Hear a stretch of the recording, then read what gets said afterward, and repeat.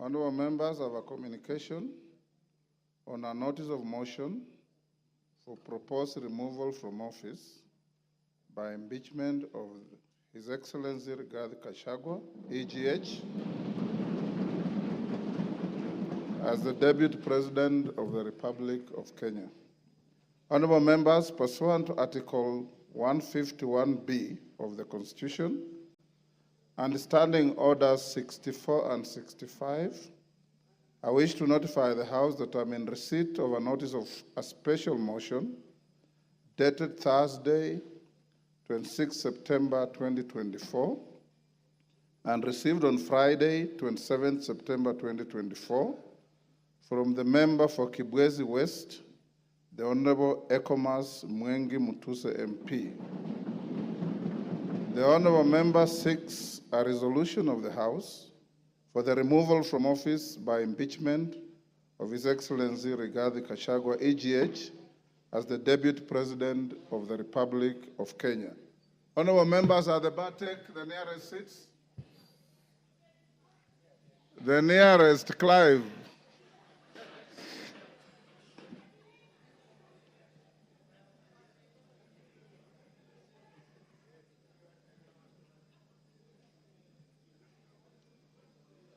Yusuf, the nearest seat.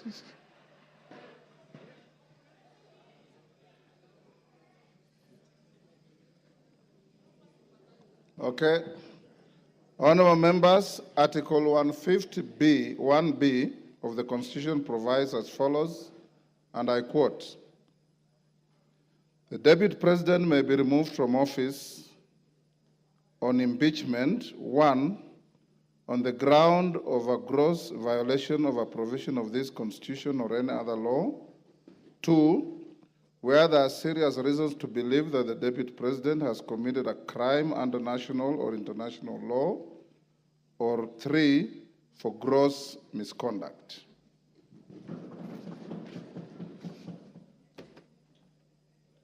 Honorable members, the notice of the special motion by the member for Kibwezi West seeks a resolution of the House for the removal from office by impeachment of our Deputy President on the grounds specified under Article 151B of the Constitution and sets out the particulars in respect of each ground.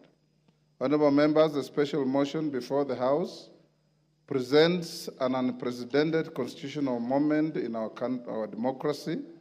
Without doubt, it summons this House to test for the first time under the 2010 Constitution the provisions of our Constitution relating to the removal from office by impeachment of the Deputy President. It will be recalled that during the term of the 6th Parliament, on 27th April 1989, the then member for Embakasi, the Honorable David Mwenje, successfully moved the House to pass a vote of no confidence in the then Vice President and Minister for Home Affairs, the Honorable Josephat Karanja. The motion received an affirmative resolution of the House. Honorable members, it's instructive to note that upon the promulgation of the new Constitution of Kenya in August 2010, the then office of the Vice President assumed a new clothing as the office of the Deputy President. This new clothing embedded in it a new manner of election, assumption of office, and removal from office of the second in command. Whereas the previous Constitution conferred upon the President the power to appoint and remove the Vice President, the Constitution of Kenya 2010 shifted the removal of the Deputy President to Parliament. This lays the ground for the notice of the special motion by the member for Kibwezi West. Honorable members, Standing Order 64.2 relating to removal by impeachment requires the Speaker to dispose of a special motion within 3 days of receipt of notice by a member. Standing Order 64.2 as read in the light of Articles 259, 5, and 6 of the Constitution gives the Speaker the deadline of today, Tuesday, 1st October 2024, to notify the House of receipt of the special motion and its admissibility or otherwise.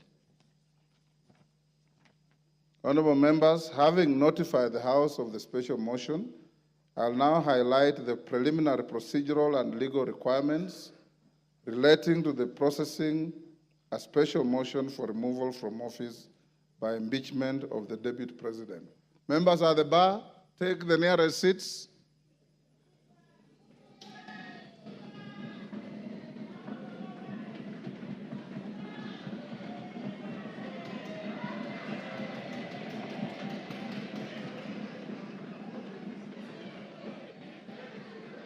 Take the nearest seats. Honorable, take your nearest seats. Order. Order. Order. Wamumbi, take the nearest seat.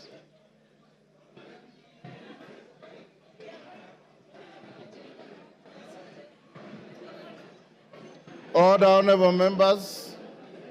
Order. Order.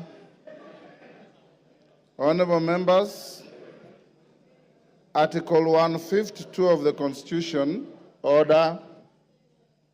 Article 152 of the Constitution provides that the provisions of Article 145 of the Constitution shall apply with the necessary modifications the removal from office by impeachment of the Deputy President. In particular, Article 145(1) of the Constitution provides that a member of the National Assembly supported by at least 1/3 of all the members may move a motion for impeachment of the President on the grounds of gross violation of a provision of the Constitution or any law where there are serious reasons for believing that the President has committed a crime under national or international law or for gross misconduct.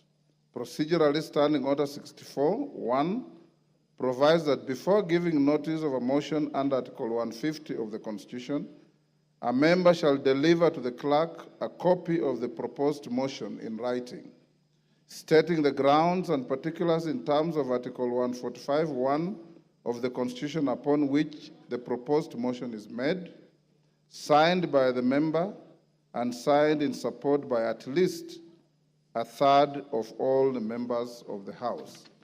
Further, honorable members, Standing Order 64(1)A lays out the criteria for admissibility of grounds for removal from state office. For clarity, Standing Order 64(1)A states, and I quote, "The grounds specified in a motion under this standing order shall be admissible if A, framed clearly to particularize and disclose a gross violation of the Constitution or other written law, where gross violation of the Constitution or other written law is indicated as a ground for the intended removal.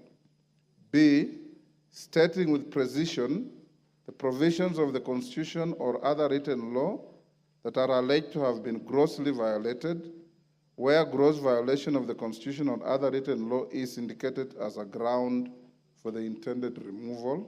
And C, accompanied by necessary evidence, including annexures or sworn testimonies in respect of the allegations. The foregoing procedural and legal requirements for the processing special motions are buttressed by precedents and jurisprudence in various speakers' rulings and court decisions.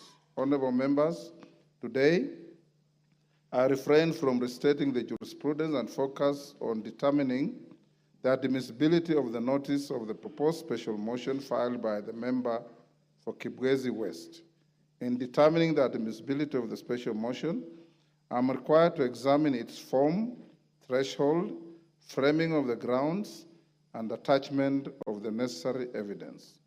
Standing Order 64(1) provides for the criteria for determining whether the proposed motion meets the requirements of the Constitution and the standing orders as to form and the threshold. On form, it should, A, be in writing, B, state the grounds and particulars in terms of Articles 151B of the Constitution upon which the proposed motion is made, and C, be signed by the member, and D, be signed in support by at least 1/3 of all the members of the Assembly.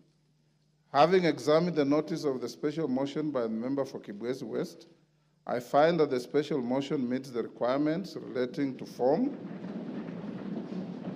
and threshold set out in the Articles 145(1) and 151(b) of the Constitution and Standing Order 64(1). I have also satisfied myself that the number of members who have appended their signatures in support of the special motion exceed the minimum threshold of 117 members in this House. Honorable members, with regard to admissibility of the grounds set out in the special motion, I am guided by Standing Order 64(1)A, which provides that the grounds specified in a special motion shall be admissible if A, framed clearly to particularize and disclose a gross violation of the Constitution or other written law, where gross violation of the Constitution or other written law is indicated as a ground for the intended removal. B, stating with precision the provisions of the Constitution or other written law that are alleged to have been grossly violated, where gross violation of the Constitution or other written law is indicated as a ground for the intended removal. And C, accompanied by necessary evidence, including annexures or sworn testimonies in respect of the allegations.